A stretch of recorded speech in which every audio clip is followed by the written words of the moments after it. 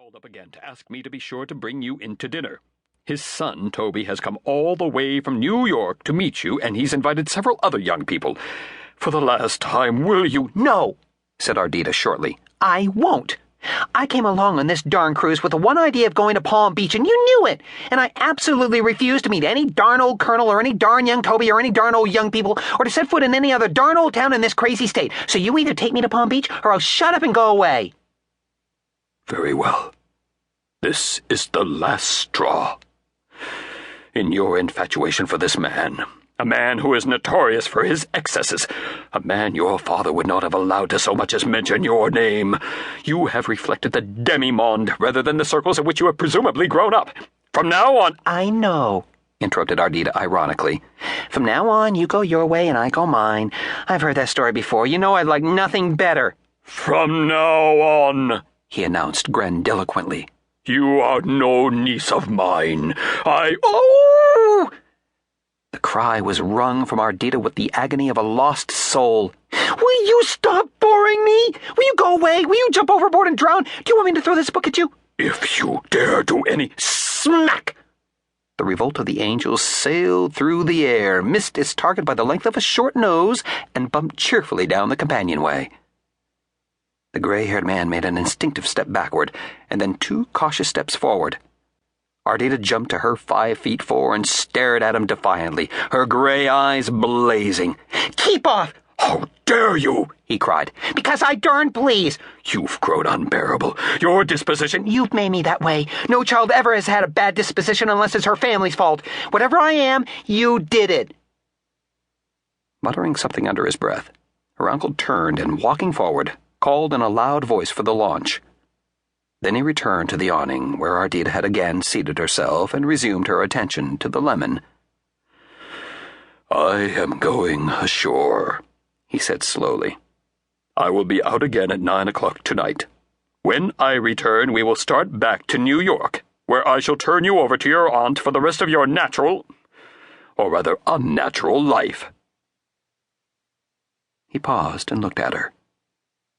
And then all at once, something in the utter childishness of her beauty seemed to puncture his anger like an inflated tire, and render him helpless, uncertain, utterly fatuous.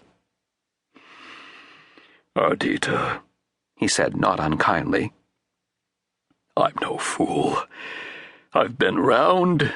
I know men. And, child, confirmed libertines don't reform until they're tired. And then they're not themselves, they're husks of themselves."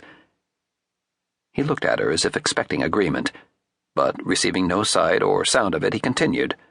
"Perhaps the man loves you, that's possible. He's loved many women and he'll love many more. Less than a month ago, 1 month, Ardita, he was involved in a notorious affair with that red-haired woman, Mimi Merrill. Promised to give her the diamond bracelet that the Tsar of Russia gave his mother. You know, you read the papers." "Thrilling scandals by an anxious uncle," yawned Ardita. "I'll have it filmed. Wicked clubman making eyes at virtuous flapper. Virtuous flapper conclusively vamped by his lurid past. Plans to meet him at Palm Beach. Foiled by anxious uncle." "Will you tell me why the devil you want to marry him?" "I'm sure I couldn't say," said Ardita shortly. "Maybe because he's the only man I know, good or bad, who has an imagination and the courage of his convictions. Maybe it's to get away from the young fools that spend their vacuous hours pursuing me around the country. But as for the famous Russian bracelet, you can set your mind at rest on that score. He's going to give it to me at Palm Beach. If you'll show a little intelligence."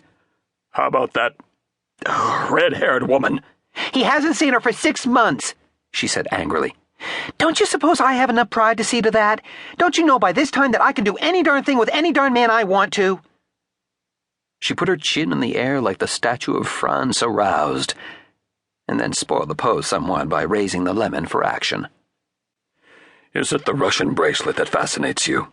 "No! I'm merely trying to give you the sort of argument that would appeal to your intelligence. And I wish you'd go away," she said, her temper rising again. "You know I never change my mind. You've been boring me for 3 days until I'm about to go crazy. I won't go ashore. Won't. Do you hear? Won't."